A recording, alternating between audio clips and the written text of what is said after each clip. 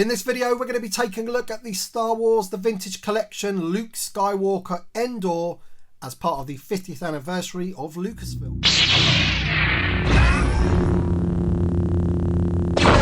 Hi there Star Wars collectors, and welcome to another Bossk Bounty video.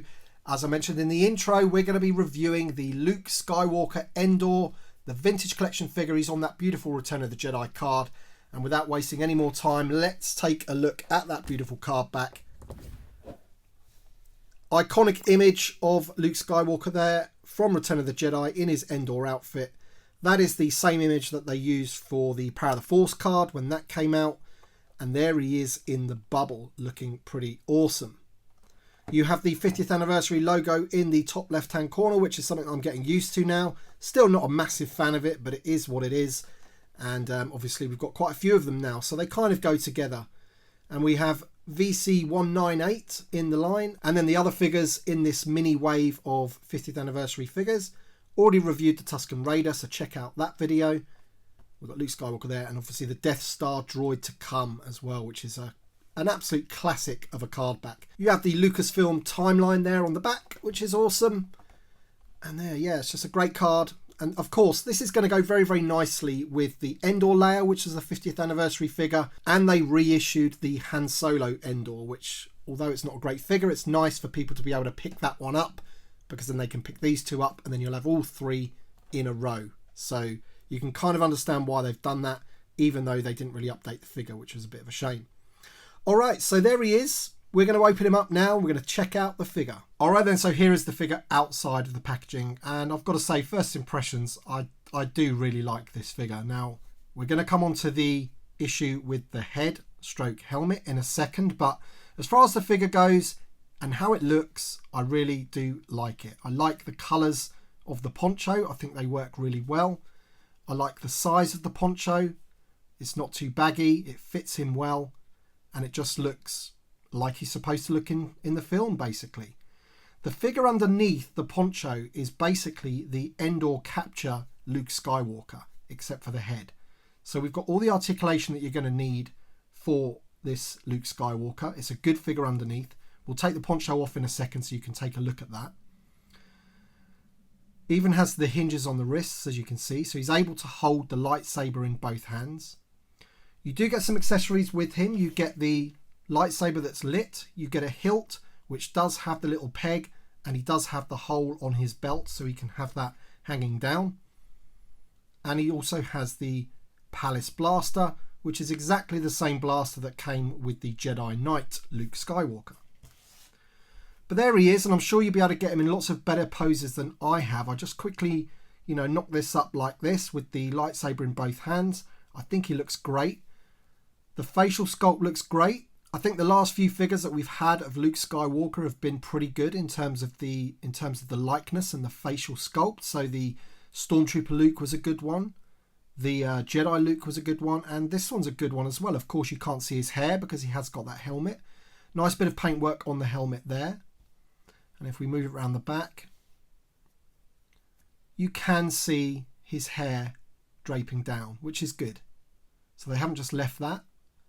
So I'd imagine you might be able to sort of prise that helmet off, but of course, I'm not really too sure what will be left under it. I'm not too sure if that hair is going to be sculpted into the helmet. Probably is, rather than it being, the helmet over the hair. Otherwise, they would have just given you the removable helmet. There must have been an issue why, they've done it like this. Now, of course, it does mimic the original vintage Kenner version of this figure, because the Endor Luke from the last 17, you could not remove the helmet either. So I don't think they're trying to sort of, give you a bite of nostalgia for that. I just think that the helmet being sculpted by itself to fit over his hair was a no-no, and it couldn't be done. So, but we don't need to worry, because of course we have had this body before. This is the Endor Capture Luke, which means the head from Endor Capture and hopefully Jedi Knight Luke Skywalker will also fit on this figure. But first of all, let's take off the poncho and check the figure out underneath. Just very quickly, you can see that the belt holding the poncho together is actually like a piece of elastic rather than a plastic belt like the Leia figure has. And that just goes round his back like that. Alright then, so there you have it. That is the exact figure of Endor Capture Luke, just with a different head.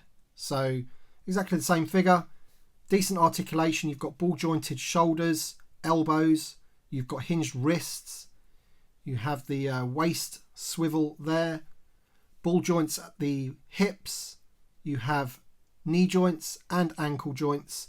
So all the articulation you're ever going to really need with this figure. And I always quite like this figure, so I'm not really too concerned that they've used that body underneath. There's the a closer up look of the head there and the face. So not bad paint either. It looks pretty clean. The lips seem to be straight and things like that. So this example is a pretty good one. And there you go. There's the back of his hair there. And you can also see the lightsaber hilt, as I mentioned before, with the pin.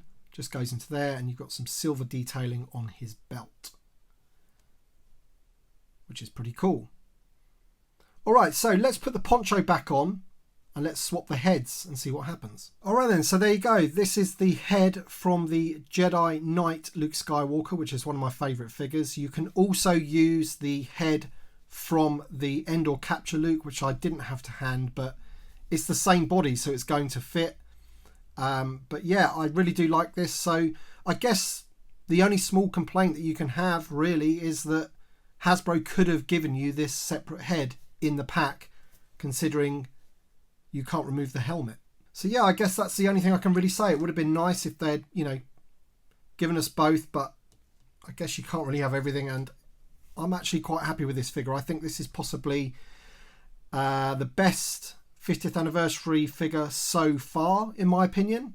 So we've had Paplu, the ATST driver, Princess Leia in Endor, and now this one, and of course the Tusken Raider. But for me, so far this one is the best, and it's going to go very, very nicely with the others. So we'll do that now. We'll grab those and we'll put them all together.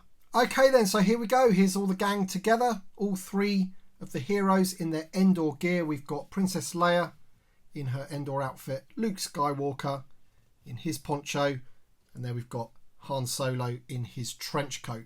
And if you're not a fan of that new trench coat, which I actually think is the more accurate, then you could always go for the 3.75 inch black series, and look at the difference in that. That's just crazy, isn't it? This is more like a desert one, if you ask me. This one here is pretty much bang on if you look at what he's wearing in the film. So there you go then, guys. That is Luke Skywalker in his Endor poncho. Thank you so much for watching. I hope you enjoyed the review. Let me know if you're going to pick up this figure. Thank you so much for watching. Thank you so much for the support of the channel. And we shall see you on the next one.